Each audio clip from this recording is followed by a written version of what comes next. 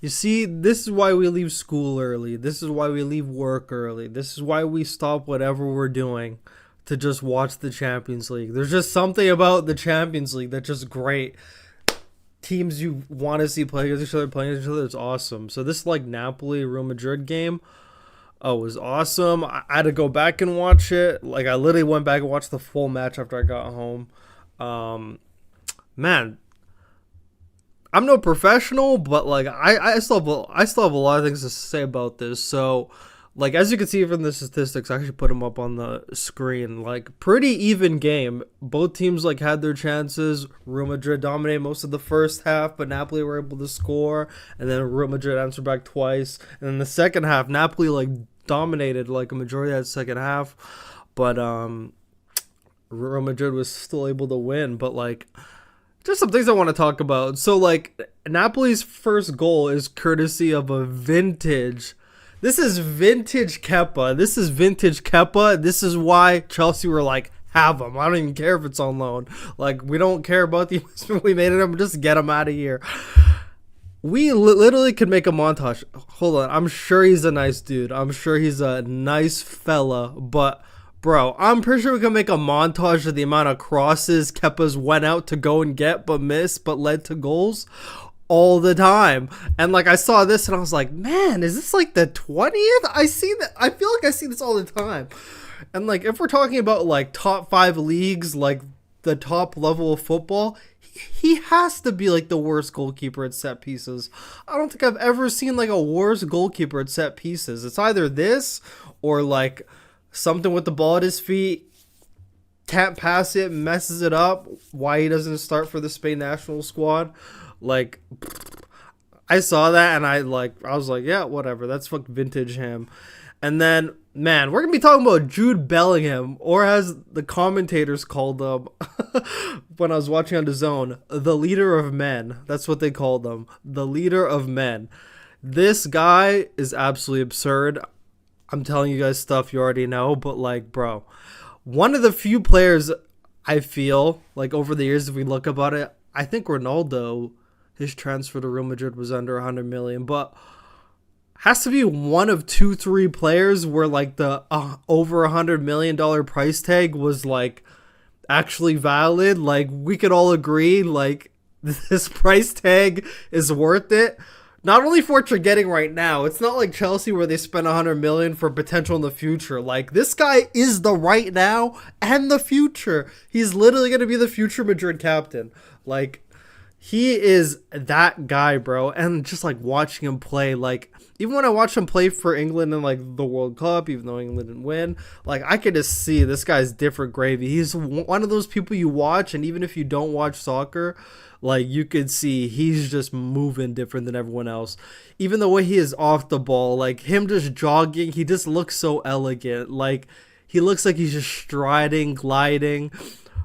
He does everything on the offense. We see how many goals he has. I think it's like 8 goals in 9 games, 9 goals in 8 games, something like that, 3 assists.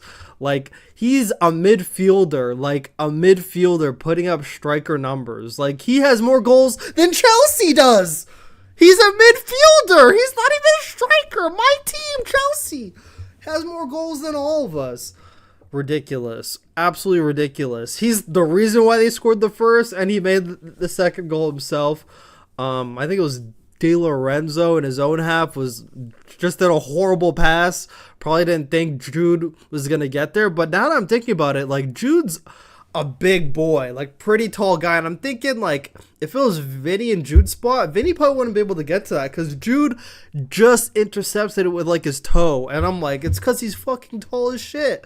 And he was able to intercept it, make that play pass to Vinny. Like, he actually could have been selfish. And this goes to show he's not, like, a selfish player. He's a team player. Because, like, I know so many people that would have taken that shot. Even I was thinking, I was like, man, he has a pretty good open shot to, like, actually curl it in the far right corner. But he passed to Vinny.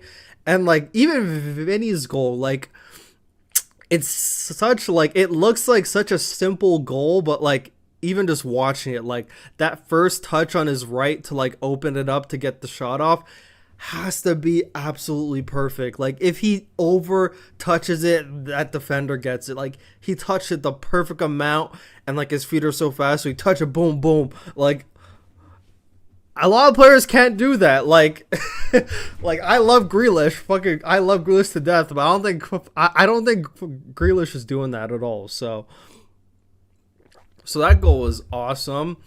And then I'm not even gonna. I already talked about Napoli's first goal. That was Kepa, Vinny's goal, and then 7 minutes later, Jude Bellingham. And I love players like this, and I even want players like Calvin Phillips to be like this, because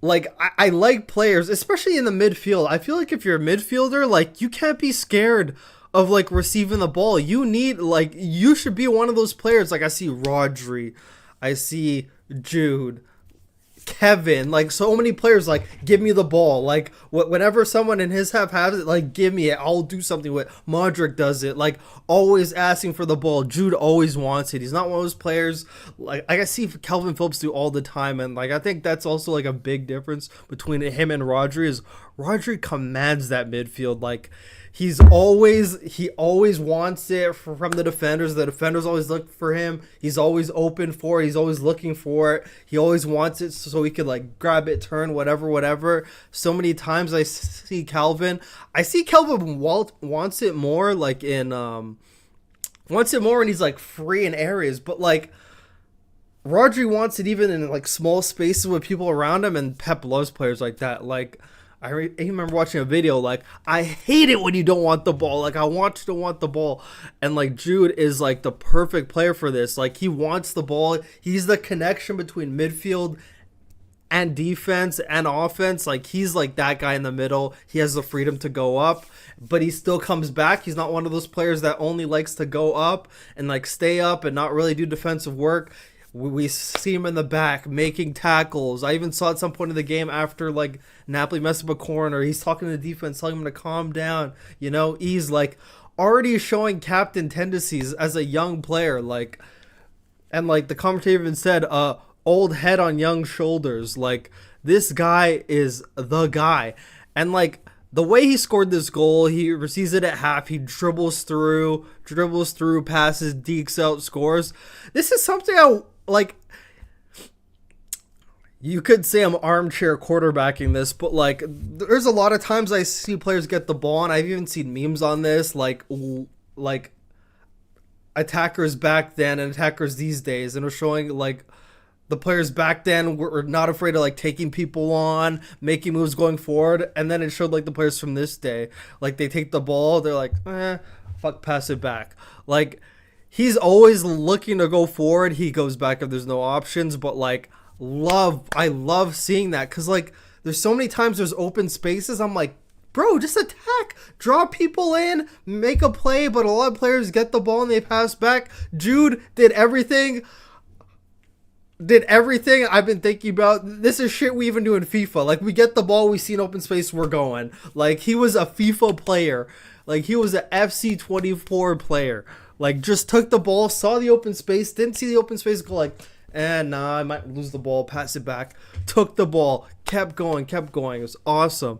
Awesome goal. I was like, that's what happens when you attack spaces. That's what players like Vinny do. Like, we see Jeremy Doku doing it, completely different from Grealish. How many times, like, I love Grealish. I love him so much, but like, man, the amount of times I just see him get the ball, he does the same thing. Like, can I even like demonstrate this?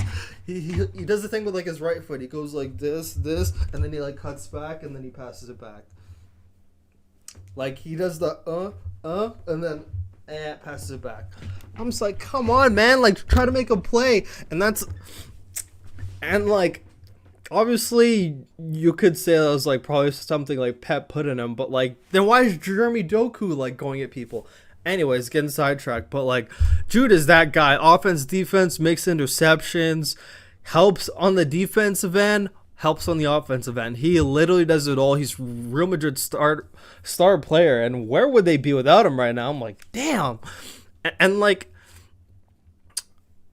Tomorrow or Friday, since we have an international break coming up soon, I'm going to be doing Champions League group predictions because I didn't do them at the start, but like now I'm doing them now after 2 games because we're gonna have some time. So, bro, but the one thing about Real Madrid is that they just need more players. They just need more players, especially with the amount of games. Like Jude can't be doing like. He's never going to lose his class, but like he can't be playing 90 minutes every game. Champions League, La Liga. Obviously, he's not going to be playing in like the early rounds in the Copa del Rey or anything like that. He's not going to be doing any of that. But like they need attacking options because like the way they set up right now, he plays like a Cam, and then Rodrigo and Vinny are like RS and LS, but like in the Brazil team, they're actually winger players, and then Richarlison's in the middle. So like them as attackers, like they're not natural strikers, but they are attacking players. So it's like it'll be interesting to see, like even after like they get like Mbappe, because like Vinny is in Mbappe's spot, and Vinny's not going to play number 9. Vinny wants to play on the left. Is he going to move to the right? You know, there's like so many things I think about, but they need more attacking options.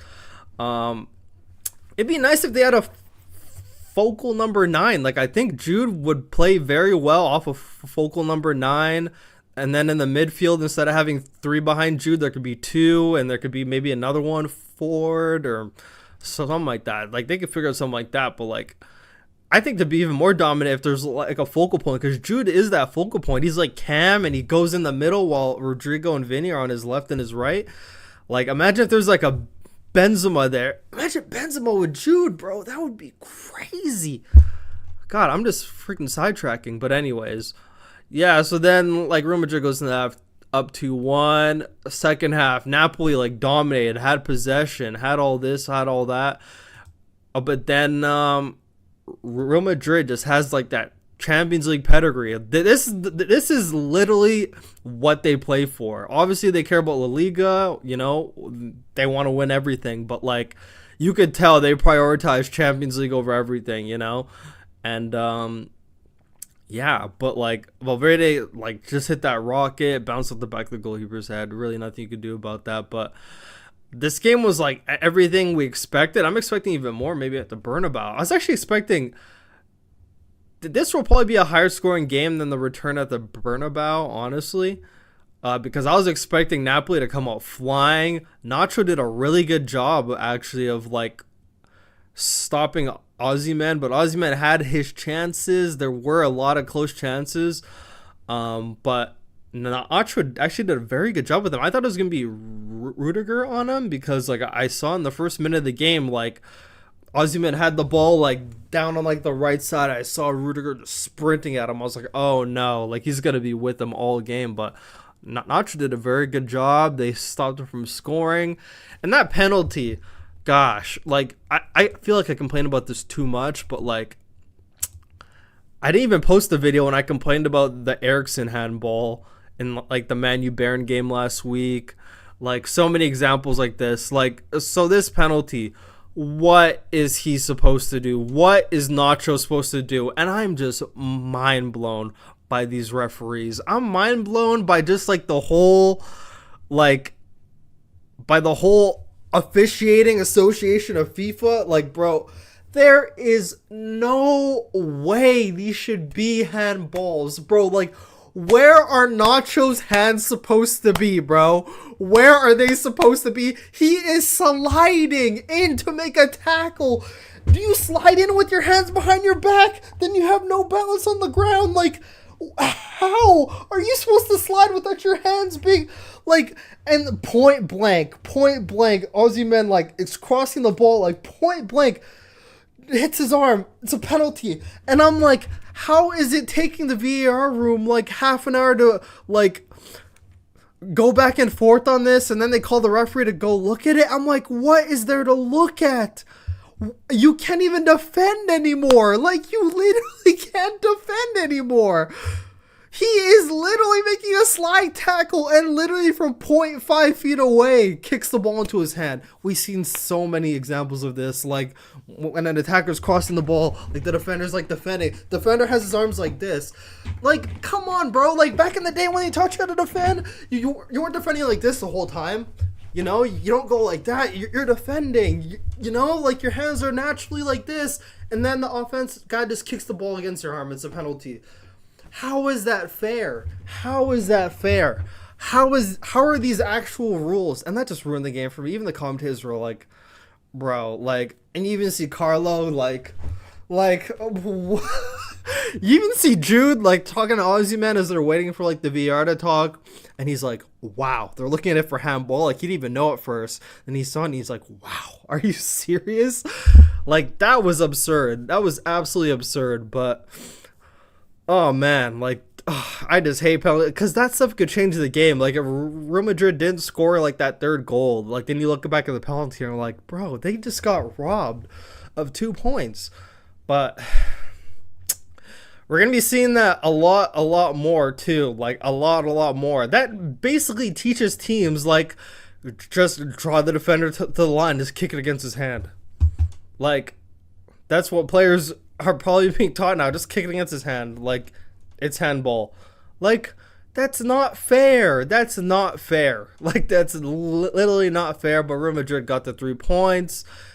6 points out of 2 games. They're going to win the group. Yada, yada, yada. We know the story. But great game from start to finish. It was always high intensity. Loved it. Jude put in a man-of-match performance.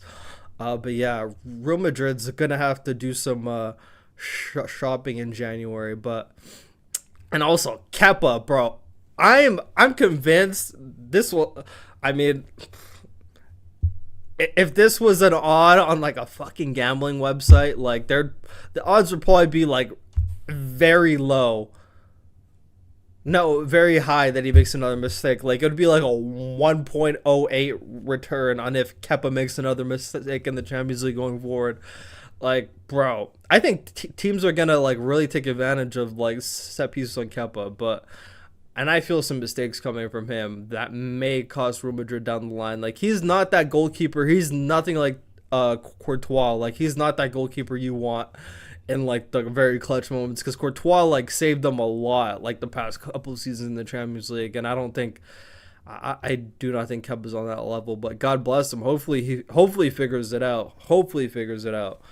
And, what else was I going to say? Them bringing on Modric for Kroos in the second half, like, changed the game, changed the way things were. I thought that was a great change. And then Mendy for Camavinga also thought was a great change. But yeah, awesome game.